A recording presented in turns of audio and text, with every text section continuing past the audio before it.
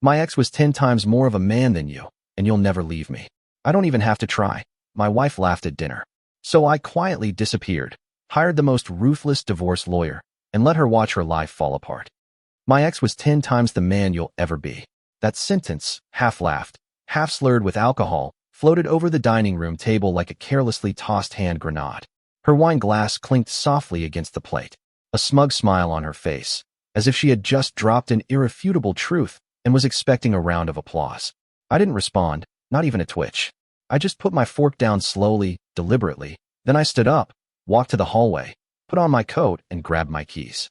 No thrown plates, no shouting, no slammed doors, just the sound of my boots echoing against the floor as I left the wreckage of the last 6 years behind in absolute silence. I don't think she even looked up. Maybe she thought I was going to the store. Maybe she thought I was sulking, driving around the block in the car like a kicked puppy, waiting for her to let me back in. That was her usual script. She always counted on that last card, the one that made me feel guilty.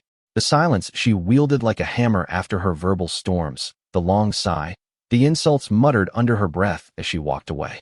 She never expected real silence. The real silence, the one that means you're done. And for those of you who are still listening at this point, let me tell you that if this has hit you in the soul, you're not alone. More than 90% of you watch these videos without subscribing. But if this story speaks to you, if you too have ever walked out that door, click subscribe. It lets us know that these stories matter. It keeps this team going. Let's get back to it. I didn't check into a motel or crash on a friend's couch. I went to a specific place, a suite at the downtown Marriott, 1422. Not just a room, an operations center. I had thought about this before. Not the insult. God, no. That slap came fresh from her tequila-laced mouth like a slap of acid. But the possibility, the eventuality. I had known for a while that we were being slowly buried under layers of passive contempt. It just took that one sentence to scrape away the last shovelfuls of dirt. Her ex, the one she was so delighted to compare me to, had moved to Austin years ago. A real estate guy, a big spender, who bragged about his Teslas and his steaks. He also cheated on her repeatedly, lied to her face. He had a second phone. I knew this not because she told me. She never tells the truth about her past, but because I heard it from someone much more honest, someone I met accidentally at a conference in Denver 2 years earlier. Her name was Victoria, and Victoria wasn't just a speaker at a conference. She was his wife. At the time, I had no idea. She mentioned his name, Brent, and I filed it away in the back of my mind. Later that night, I saw her again in the hotel bar, and we talked. We didn't flirt, we talked. She mentioned being married to a lost cause with a God complex, and it all clicked. We laughed, not at him, but at ourselves, at being the people who clean up other people's messes. I told her I worked in cybersecurity. She told me she was a divorce lawyer, not just any lawyer, a specialist, asset protection, postnuptial architecture, privacy shields, financial isolation techniques. The kind of person a hedge fund manager hires before he gets caught with his pants down. We didn't exchange numbers, but we remembered each other. So when I left that table and heard her voice in my head, smiling smugly, drunk on wine, throwing that man in my face, I didn't think of him. I thought of her. I stopped at a gas station, sat in the car, and searched my old emails, buried deep in a forgotten inbox linked to my limited liability company. There it was. A recording of a panel forwarded from that Denver conference, sent by her with a brief note. If you ever need to protect yourself, call me. I'm not just a lawyer. I'm an escape plan. I smiled for the first time in what felt like years, but now I wasn't escaping. I was repositioning myself in the Marriott. I used a disposable debit card from one of my side businesses with no digital trail linking me. I checked in under the name of an old college roommate who had passed away 5 years ago. The receptionist didn't even blink. I went into the room, took off my coat, and sat down. No lights, no TV, just the city lights filtering through the blinds and the soft hum of the distance between me and the life I was tired of pretending to be a part of. My phone vibrated. It wasn't her. It was never her. She was too proud to call. It wasn't someone else. Victoria, just text, no small talk. If you're ready, I can meet you at the bar in 20. I've already pulled her credit reports. I didn't ask how she knew. She always knew. I put on a dark blazer, walked down the hall, and took the elevator to the ground floor. I could smell the perfume before I saw her. Clean, expensive, and unapologetically dominant. She was sitting alone at a small table near the back wall with an open folder and a glass of something neat beside her. She didn't smile when I sat down. Instead, she slid the folder towards me. Inside were asset maps, a drafted divorce petition, 3 letters addressed to different banks requesting the freezing of joint accounts on suspicion of financial misrepresentation. Then she looked up and said something I'll never forget. I don't want to ruin her. I want to disarm her. When this is over, she'll have nothing left she can use as a weapon. And somewhere in that moment, something in me finally clicked. It wasn't rage, it wasn't revenge, it was precision. She sat with her back to the piano, her eyes casually scanning the room like someone used to threats, but who was no longer fazed by them. Even the way she held her drink, her left hand loose around the bass, her index finger tapping the rim, felt calculated, not casual, controlled. This wasn't just any woman sitting alone in a bar. This was someone who had buried reputations under non-disclosure agreements and walked away without a wrinkle in her blouse. I took the seat across from her. No greetings, no false warmth. She slid a manila folder onto the low marble table. No words, just a measured, calm look. I opened it. The first page, a draft of a divorce petition, citing strategic marital misrepresentation, whatever the hell that meant. The following pages were much worse. Bank statements I hadn't seen in months. Somehow she had already obtained the ones my wife had insisted on keeping private, the accounts, just in case, linked to a business I never fully trusted, buried under limited liability companies registered in Arizona, no less. Creative and illegal, if done sloppily, which of course my wife had done. Then there were color-coded diagrams, fund traces, cash transfers, withdrawals, and even purchases from luxury boutiques. A handbag she claimed was a gift from a client paid for with our joint travel fund, a spa weekend with her sister booked under a false trauma bonding retreat that somehow had no receipts, and a very real charge on our shared card.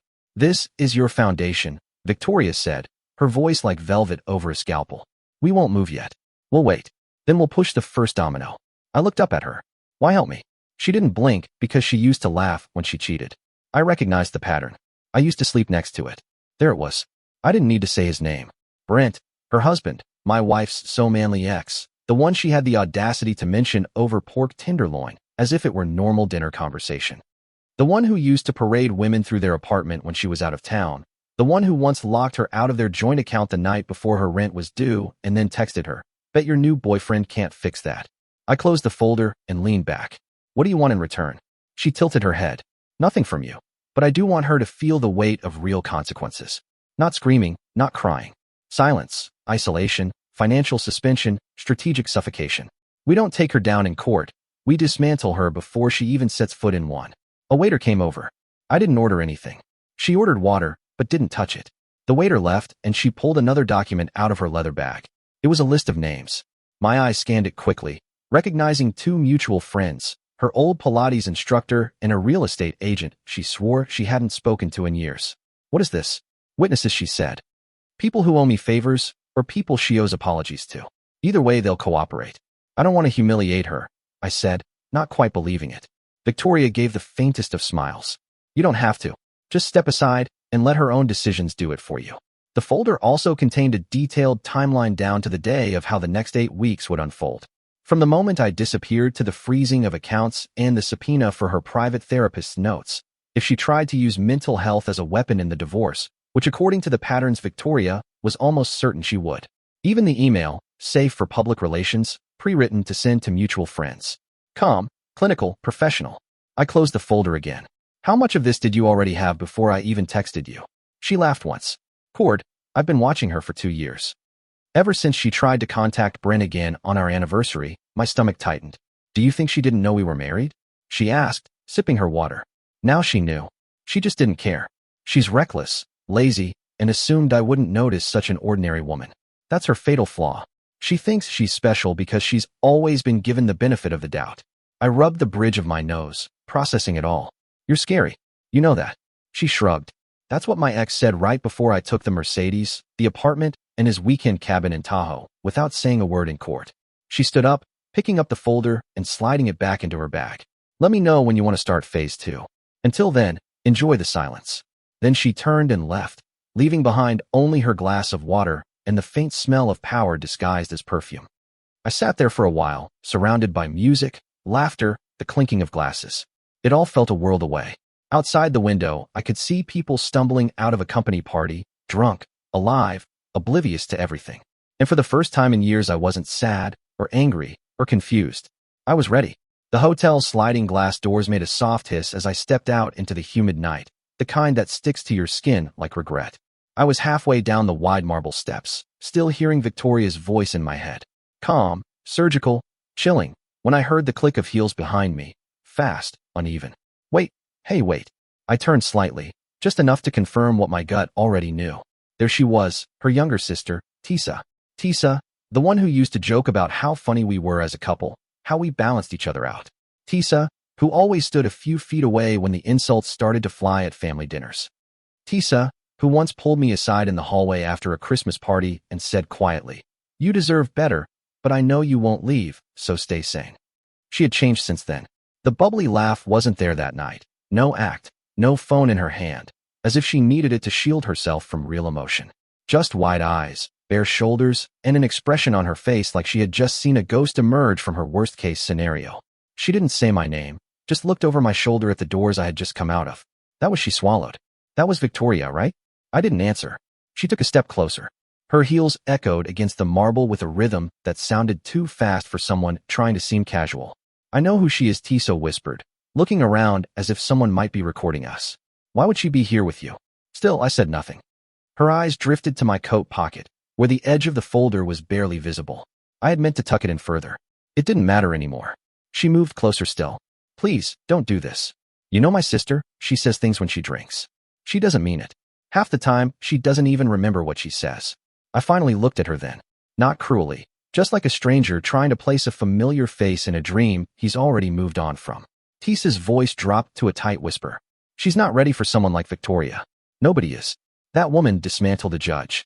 A judge. My old boss still won't say her name out loud. A car horn honked from across the street. Somewhere, a group of tourists cheered for something unimportant, but Tisa was still watching, trembling slightly. She reached out now as if to touch my arm, then thought better of it. "She doesn't know what she's getting into," she said again. "You don't have to push the nuclear button, you can still back out." That was the key moment, because if she had said, "You can still fix it," maybe I would have flinched. Maybe I would have considered the flicker of guilt I was still pretending not to feel. But she didn't say fix it. She said back out as if it were all a performance. As if the whole marriage had been a flash on social media that I could delete before too many people saw it. That's when I realized that Tisa wasn't just worried about her sister. She was terrified for all of them because she had seen Victoria before.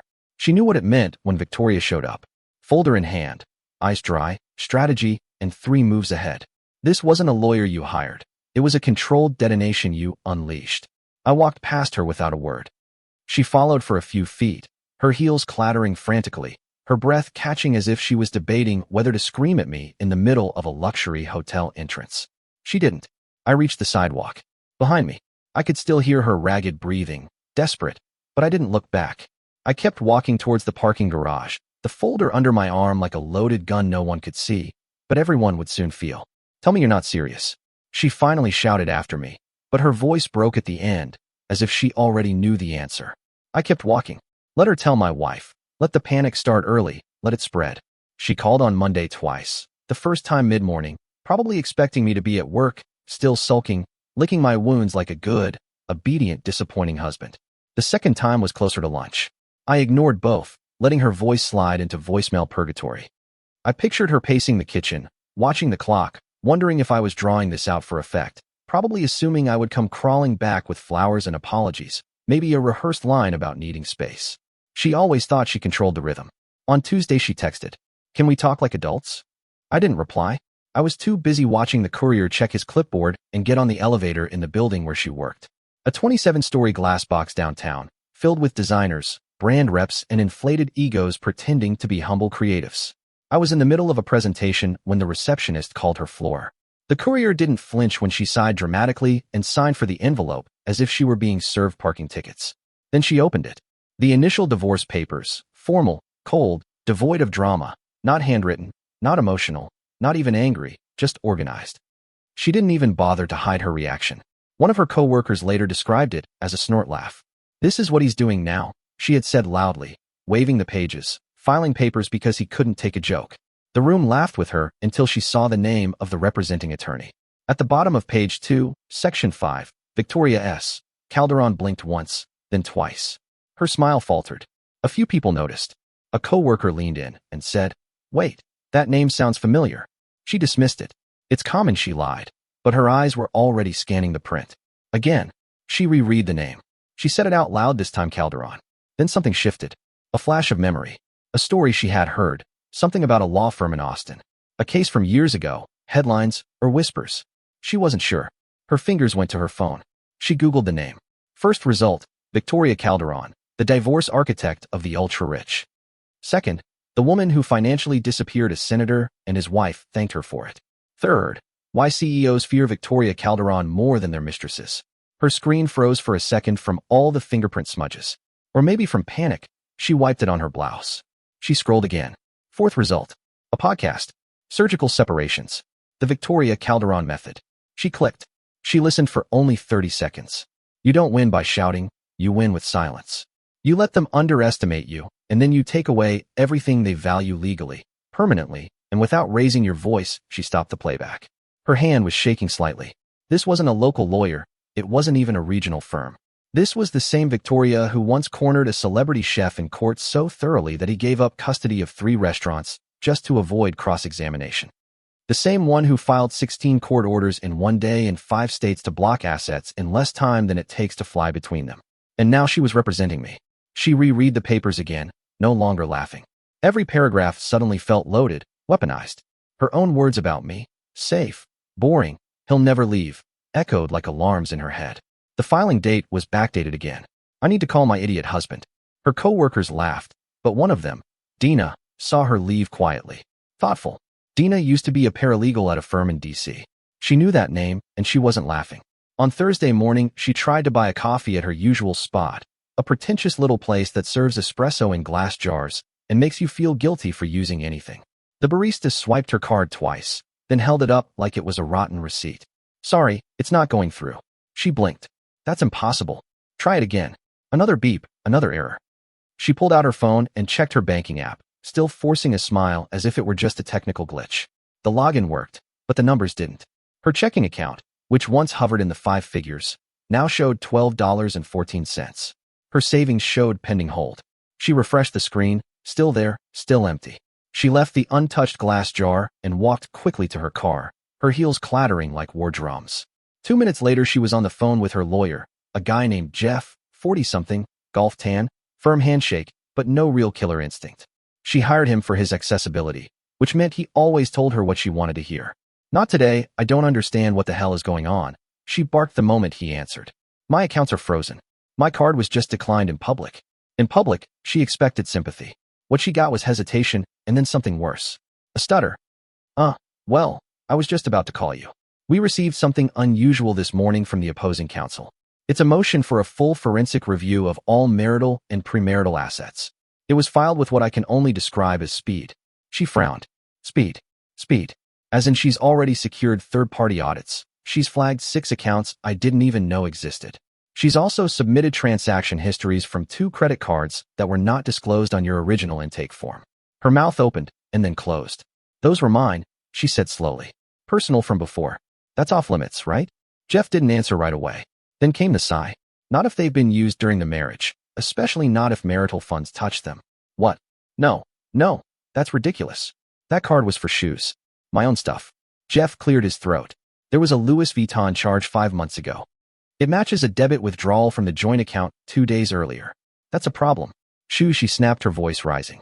We're talking about shoes, no, he said dryly. Now we're talking about commingled funds and intent. And I need to be honest with you.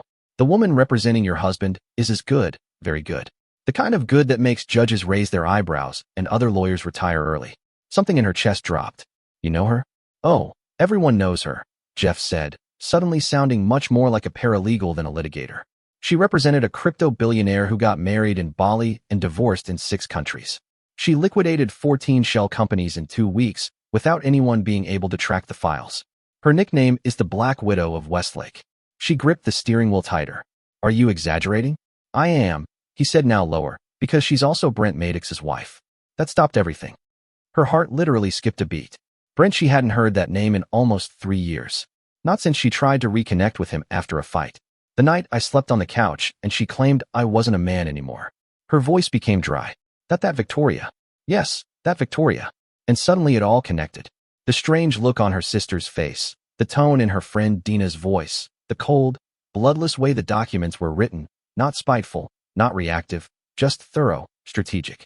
She wasn't fighting me. She was up against her. And her mind, her smart, smug, manipulative mind, couldn't even process the shift because this was no longer about winning a fight. This was a full-scale rebalancing of power. No more guilt leverage. No more you'll never find anyone better. No more I control the story. Victoria had the narrative now, and Victoria didn't do drama. She did damage.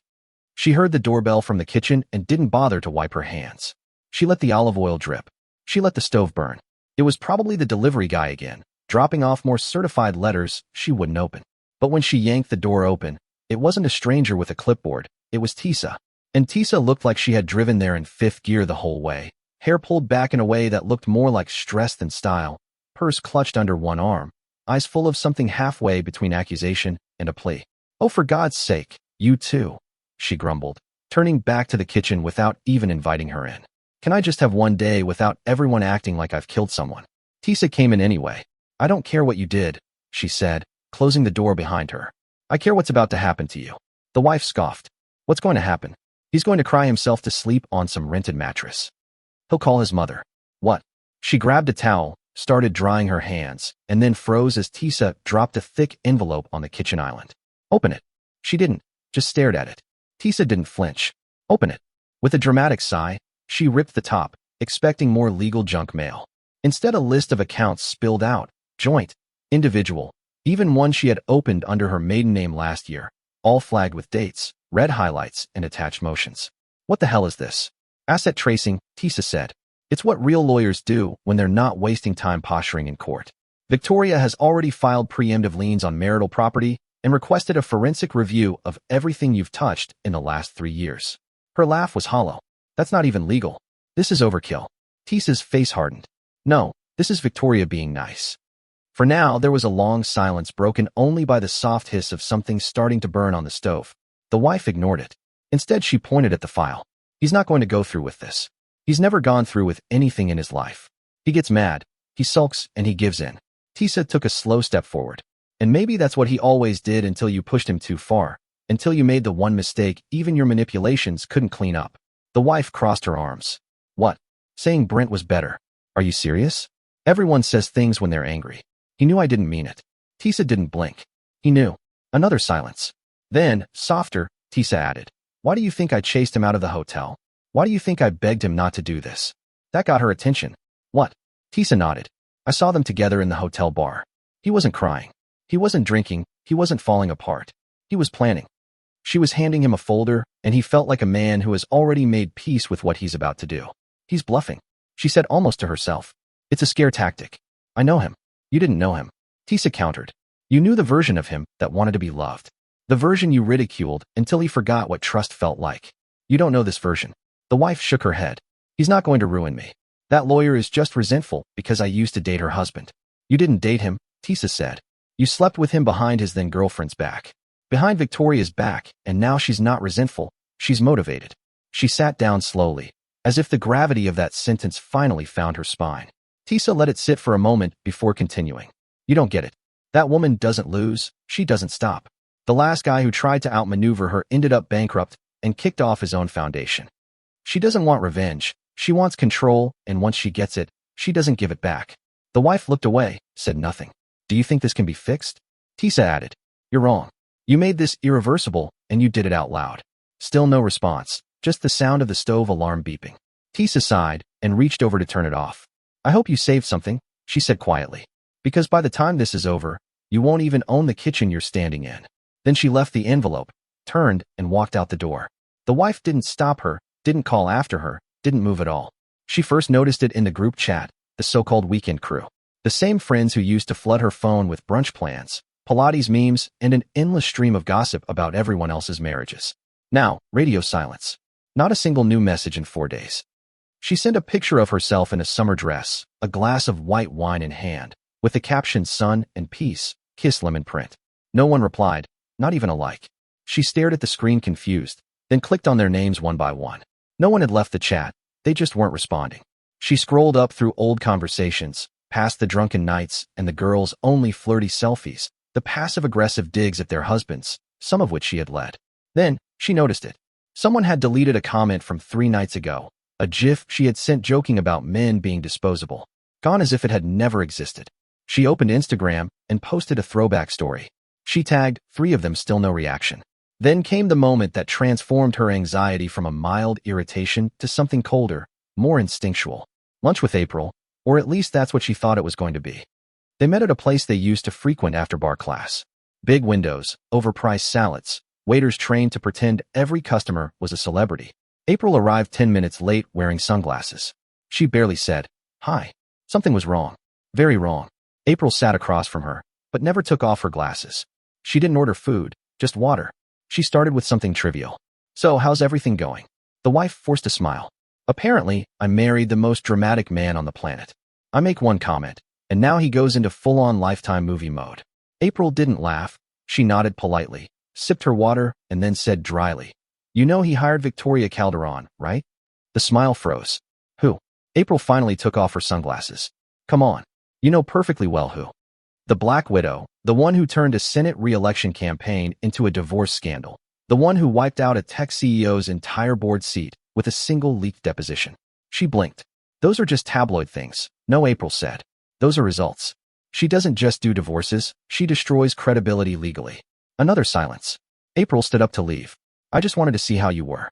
But off the record, I would stop posting if I were you. Anything public becomes evidence." That's her specialty. Then she left, no hug, no warmth, just distance. The wife sat there for a full 10 minutes, the salad untouched, until the waiter silently cleared the plate without asking. That night, she opened her DMs. 2 more friends had silently unfollowed her. One of them, Aaron, was the best man at their wedding. Even her cousin removed her from a shared Pinterest board titled Dream Vacations. At first, she told herself they were just afraid of getting caught in the middle, that people always disappear when legal stuff gets serious, that they were just being polite. But the truth came the next afternoon. A call from Brent. Yes, that Brent, her ex, the man she had called 10 times more man than her husband. He never called, not even after she tried to text him that one night she got drunk and nostalgic. Not even after Victoria sent her a single period and then blocked her. But now he was calling. She answered Brent. His voice was low, uncomfortable. "Look, I don't want to get involved." "Then why are you calling?" she asked. A pause. "Because I heard what you said to your husband about me, and I think you should know something." She laughed bitterly. "What? You're going to defend him now?" "No," Brent said. "I'm going to warn you. Do not mess with Victoria. You're not going to win this. She's not vengeful. She's surgical. She's not angry. She's calm. And that's when you should be terrified." "Why do you care?" "I don't," he said. "But I've seen her prepare for a trial now. You're not a person to her. You're an equation, and she's very, very good at subtraction." He hung up before she could respond. And for the first time since this started, she didn't feel like the one in control of the story.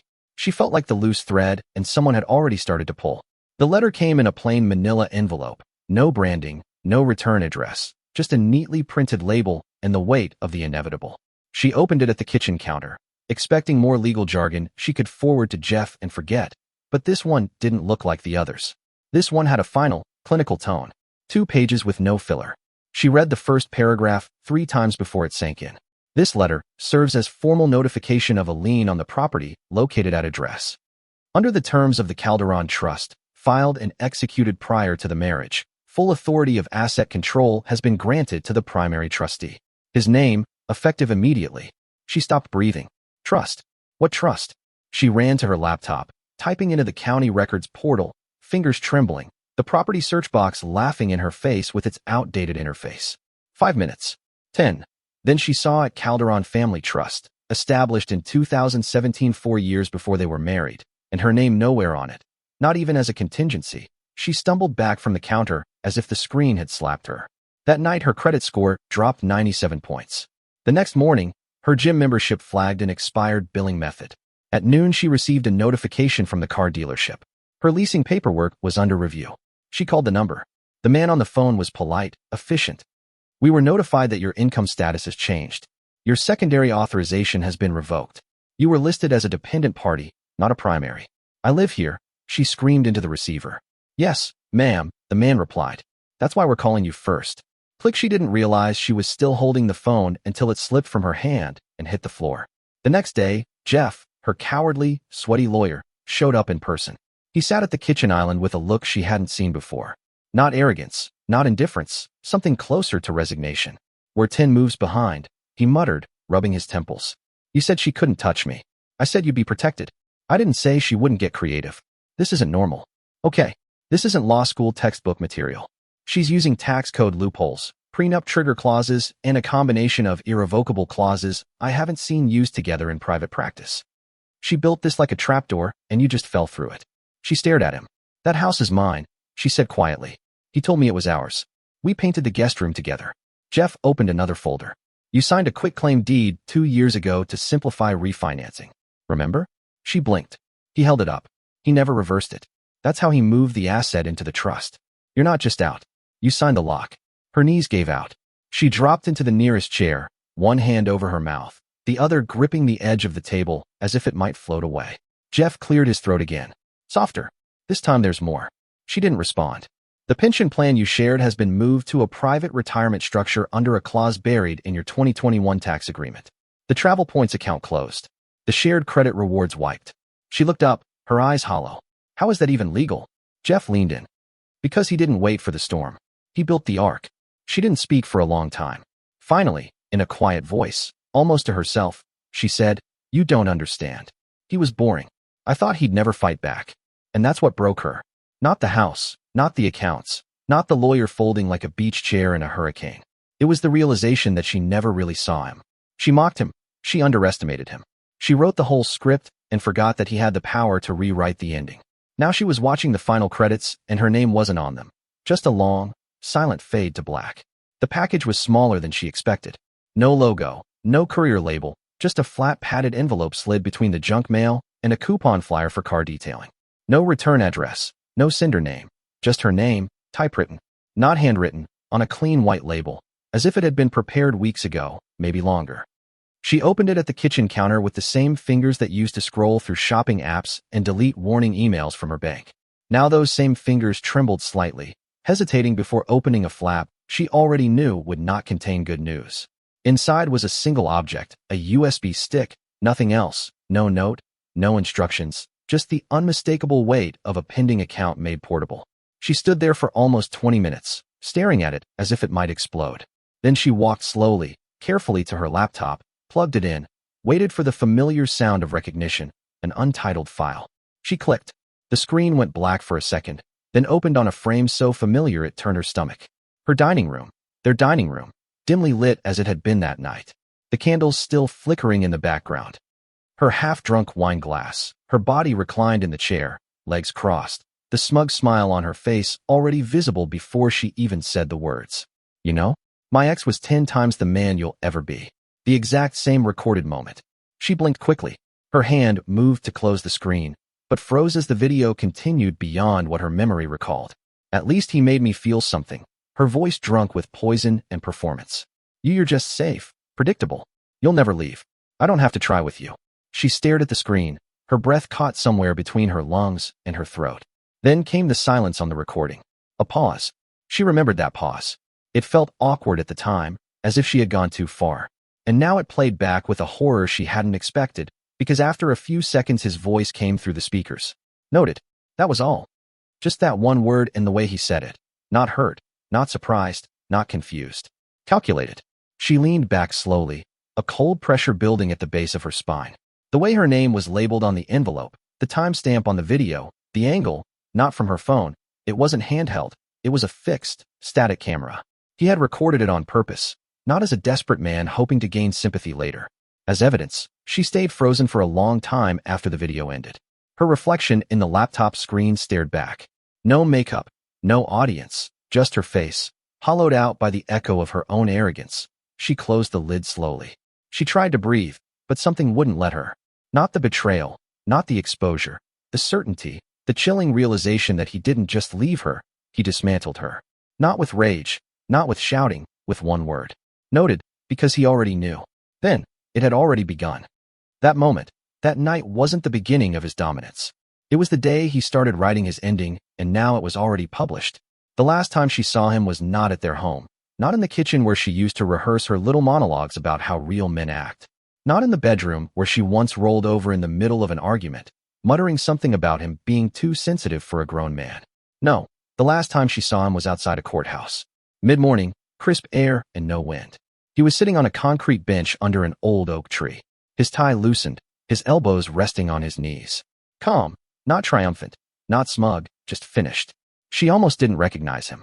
Not because of his appearance, he hadn't changed much, but because something was missing from his face. That quiet desperation that used to wait behind his eyes every time she raised her voice. That need to fix what she broke gone. She clutched the folder in her arms like a child with homework she knows is incomplete. Her shoes echoed too loudly on the sidewalk, each step sounding like an apology she had never said out loud. He didn't look up or offer her a small, fake voice. The kind of word that once had power over him now just floated in the air like static. I didn't mean it, she said, moving closer. Still nothing, I was drunk. You know I say things when she stopped. Even she didn't believe it anymore. He remained still, his gaze forward, as if she were part of the scenery. That's when Victoria appeared out of nowhere, as she always did.